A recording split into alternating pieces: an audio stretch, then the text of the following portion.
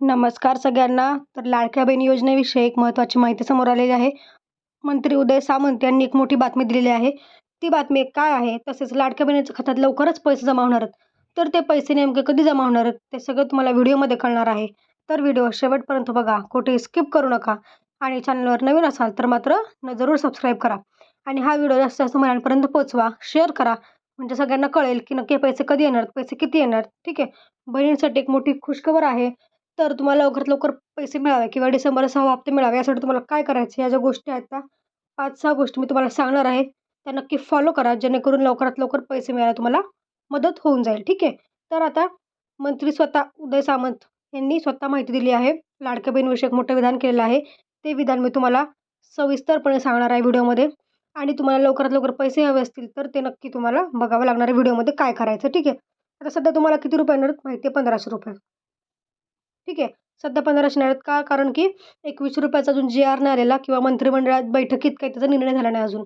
जेव्हा केव्हा निर्णय होईल तेव्हा ₹2100 तुम्हाला मिळून जातील. पण त्यासाठी तुम्हाला कमीत कमी मार्चपर्यंत वाट बघावी लागेल. आदिती तटकरे मॅडमने सांगितलं आहे स्वतः. त्याचा व्हिडिओ पण मी टाकला आहे आपल्या चॅनलवर. तुम्ही जाऊन बघू शकता.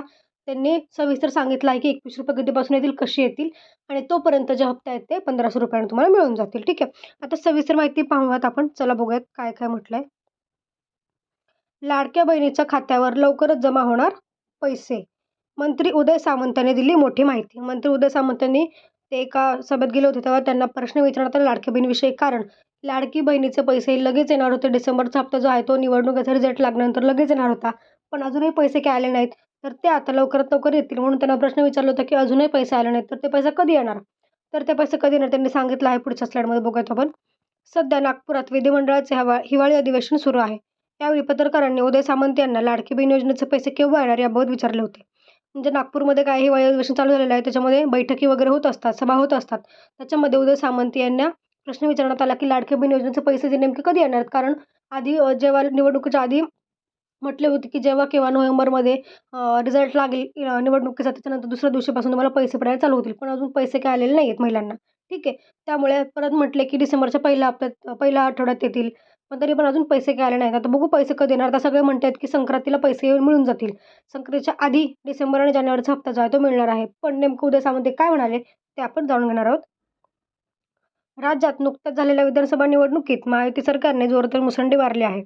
दरम्यान महायुतीच्या या विजयात मुख्यमंत्री माझी लाडकी बहीण योजनेचा मोठा वाटा आहे. सगळ्यांना माहिती आहे मुख्यमंत्री लाडकी बहीण योजनेचा मोठा वाटा आपल्या निवडणुकीत आहे. त्यांच्या भरघोस मतांमुळेच महायुती सरकार निवडून आलं आहे आणि ते स्वतः मान्य पण करतात आणि त्यांनी लाडकी बहिणीचे जे आहेत ते आभारही मानलेले आहेत. याचबरोबर या निवडणुकीच्या प्रचारात महायुतीच्या नेत्यांनी योजनेचे पैसे ₹2100 वाढवण्याचे आश्वासन दिले होते. आता निवडणुकीनंतर राज्यातील महिला योजनेच्या डिसेंबरच्या हप्त्याच्या प्रतीक्षेत आहेत. अशात शिवसेनेचे कॅबिनेट मंत्री उदय सामंत यांनी डिसेंबरचा हप्ता केव्हा येणार याबाबत माहिती दिलेली गेली आहे. ठीक आहे. आता सगळ्यांना जे लागलेलं आहे वेध ते लागलेलं आहे किंवा जे प्रतीक्षा लागलेली आहे ती डिसेंबरच्या हप्त्याची, की डिसेंबरचा हप्ता कधी येणार. तसेच बऱ्याच महिलांचे अजूनही हप्ते थकलेले आहेत किंवा 2च हप्ते मिळालेत किंवा 3च हप्ते मिळालेत. तर त्या महिलांचे पण हप्ते कधी येणार ते पण सांगण्यात येईल. ठीक आहे. ते पण सांगितलं आहे. बघूयात आपण. विधानसभा निवडणुकीपूर्वी राज्य सरकारने अनेक योजना जाहीर केल्या होत्या. या योजनांची पूर्तता करण्यासाठी 35,000 कोटींच्या पुरवणी मागण्या सादर केल्या आहेत. यामध्ये मुख्यमंत्री माझी लाडकी बहीण योजनेसाठी ₹1400 कोटी इतकी अतिरिक्त निधीची तरतूद करण्यात आली होती. म्हणजे लाडकी बहिणीसाठी ₹1400 कोटी जे आहेत वेगळे काढून ठेवले आहेत. त्यामुळे ती योजनाचे पैसे ते पुढील योजनेतले पैसे ते येणारच आहेत हे कन्फर्म आहे. कारण त्यासाठी त्यांनी एक तरतूद केलेली आहे ₹1400 कोटी आणि ती मान्य पण झालेली आहे. सध्या नागपुरात विधिमंडळाचे हिवाळी अधिवेशन सुरू आहे. यावेळी पत्रकारांनी उदय सामंत यांना लाडकी बहीण योजनेचे पैसे केव्हा येणार याबाबत विचारले. या प्रश्नाला उत्तर देताना उदय सामंत म्हणाले, काल पुरवणी यादीमध्ये 1400 कोटींची तरतूद झाली आहे. यामुळे लवकरात लवकर माझ्या लाडक्या बहिणींच्या खात्यात पैसे जमा होणार आहेत. म्हणजे आता तरतूद त्याची झालेली आहे 1400 कोटींची. त्यामुळे ती मान्य पण झालेली आहे. त्यामुळे आता महिलांना जे आहे ते लवकरात लवकर जे आहे ते पैसे मिळणार आहेत असं त्यांचं म्हणणं आहे.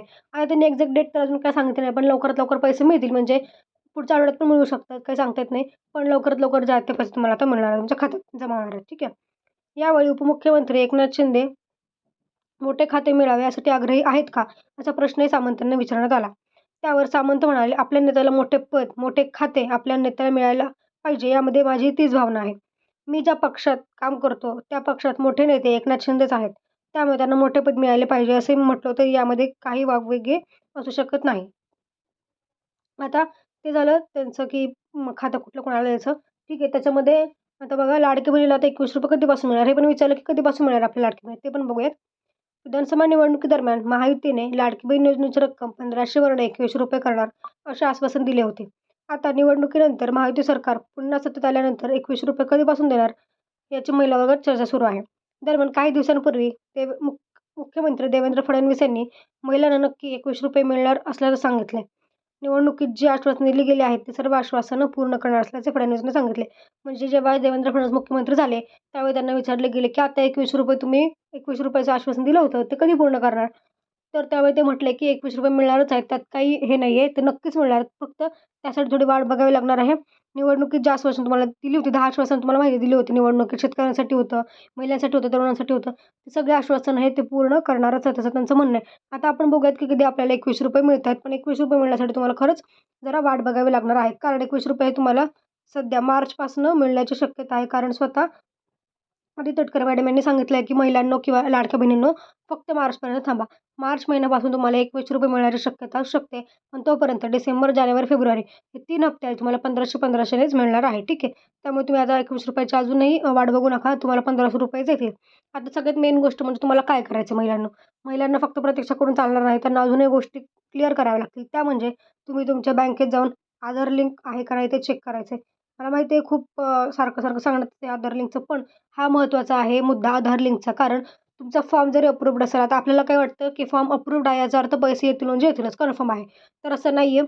फॉर्म अप्रूव्हड असेल तरी पण मात्र तुम्हाला तुमचा आधार लिंक चेक करणं गरजेचं आहे. कारण तुमचा एकीकडे फॉर्म अप्रूव्हड आहे, दुसरीकडे तुमच्या बँकेला आधारच लिंक नाही, तर तुम्हाला पैसे येत नाहीत. ठीक आहे. वरून पैसे येतात, पण तुमच्या बँकेत पडत नाहीत. त्याचं एक रिझन मोठं हे आहे, की आधार लिंक नसणं. त्यामुळे तुम्ही लवकरात लवकर जाऊन आधार लिंक चेक करून घ्या.